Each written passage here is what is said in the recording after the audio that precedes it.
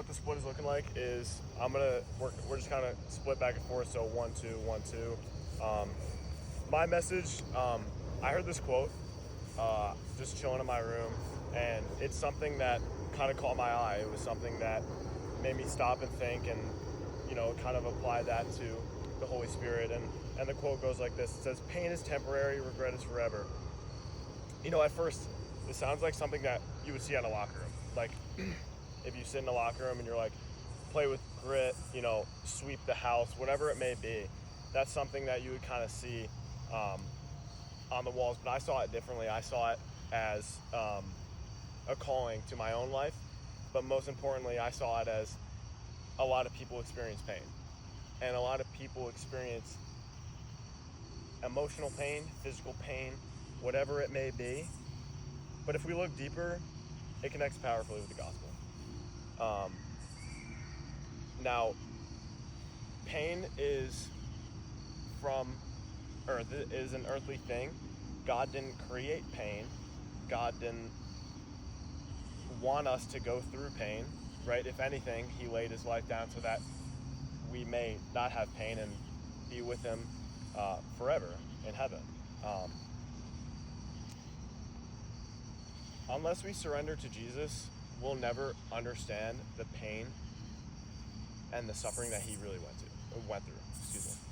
Because each and every day we take life for granted. I'm not saying maybe you don't, maybe you do, but each and every day I find myself laying down at night, and then that's when I think about what I've done today or what I've done in the past, when it should be the opposite, when I should be waking up with grace, with the fact that my pain in the morning has been taken away, so that today I can go out and live my life and not have that pain.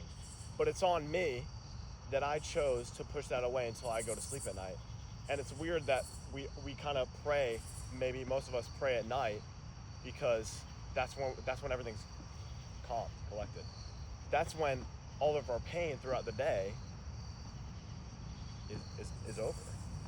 And do you regret that? Do you have regret? And regret sticks with you forever. I'd rather live with the pain, emotional pain and physical pain, than live with the pain of having regrets. And that's what I'll kind of hop into today. So pain is temporary. Pain hurts, but it doesn't last forever. When Jesus bared the cross and endured pain, he went through a more slow and gruesome physical pain for all of us, so we didn't have to suffer eternity. Sorry. Now, that's a different type of pain. It says anywhere, Google, Bible, about 6 hours he was on the cross, nailed, beaten, and that's pain. But before that, leading up to that, he knew he was going to get arrested. He knew that they were coming for him. He knew what he had done, and he knew that the pain that was going to come, but he didn't run from it. See, most times that's what regret is. We're running from the pain instead of letting it happen. Sure, we don't deserve it, and sure, God's not letting us fall into pain, but it's the same kind of pain that he took when he threw the cross on his back and walked for miles, got whipped, anything you could possibly imagine. And that brings me into Romans 8:28. And we know that God causes everything to work together for good of those who love God and are called according to his purpose for them. Brothers and sisters, if we stay strong in our faith and continue to love God while doing this, there is a fine line of when we will find peace. But in order to find that peace, there is pain. But it's not pain from God. It's not pain from, past relationships. It's not pain from whatever the case might be. When we were born sinners. And how this ties in is pain is sin. And we were all born with sin. And that's why if we draw closer to God, right then and there. It won't be taken away, but then right then and there you'll be saved. And that pain is going to be picked up and replaced by grace. And once you have God's grace, which is free, because he bared the pain so that we don't have to have that.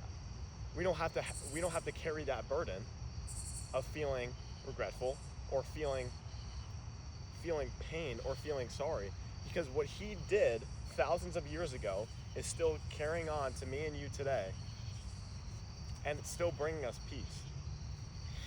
I'll move on. God will love us more than we can ever comprehend. And we know that God causes everything to work together for ones who draw near to him and are called according to his purpose. Because of original sin, like I was just talking about it, we are sinners, which means we live in sin, and sin creates pain and or suffering. Sometimes this suffering feels like pain, but pain is just the way of the world. It's an emotion. Christ doesn't want us to go through pain and or test. Christ took out our sin, therefore he suffered painfully and he died. Following Christ doesn't have to be painful. He expresses us to follow him in a way that, how could you not want more of it? How can you not chase it? How can you not pursue what is already granted to you for free, that has been done thousands of years ago, that still impact people today? I'll give you a prime example.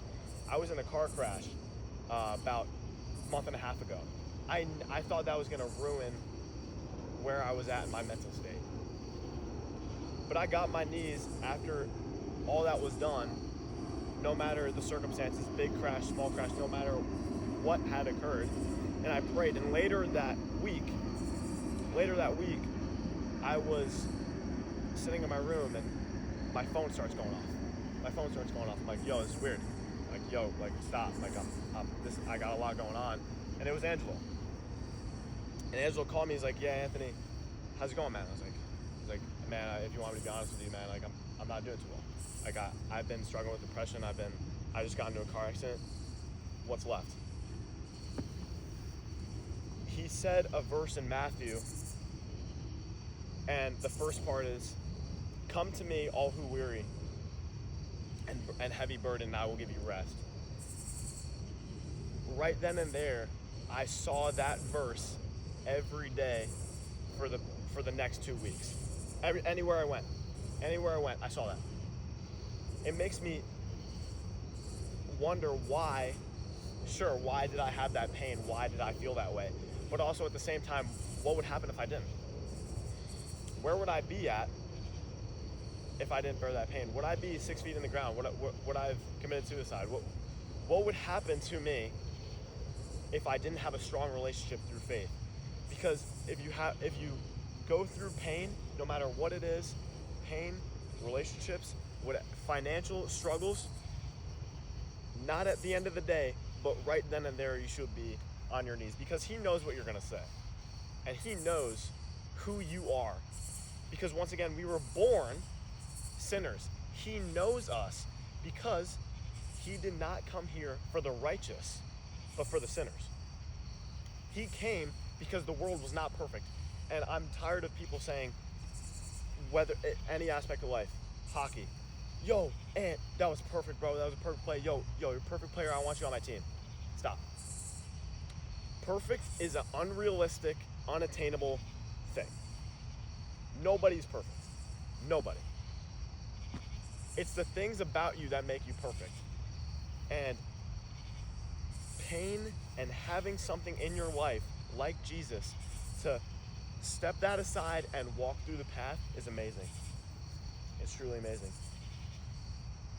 You can't perfect something that is an illusion, because being perfect isn't real. Perfect is an illusion. You can't expect everything to go your way, because I promise you, you will have pain and you will have suffering. I promise you. Because nobody's perfect.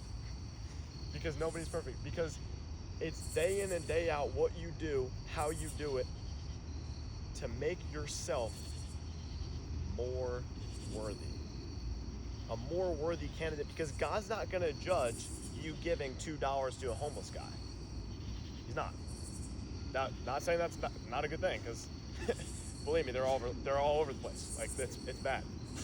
It's bad. God bless those people, by the way. They're everywhere. But he's gonna look back and he's gonna see the people you encountered, and God brings everybody together for a reason. The same way me and you are talking, he brings all of us together for one reason, and that's to find grace, and that's to understand his word and his plan for us. That's my point one. I'll give it to Shane. He has a verse from James. James 1, I believe, verse 2 and 4. So in James 1, verse 2 through 4, it says, "Consider it pure joy, my brothers and sisters, whenever you face trials of many kinds, because you know that the testing of your faith produces perseverance. Let perseverance finish its work, so that you may be mature and complete, not lacking anything." And while your faith is tested and you gain perseverance, you may decide to go about life differently, try to live it in a biblical aspect, and that's what I'm going to be going over today, okay? So if everyone could open up their Bibles to Ephesians 4, verses 22 through 24. It's in the New Testament.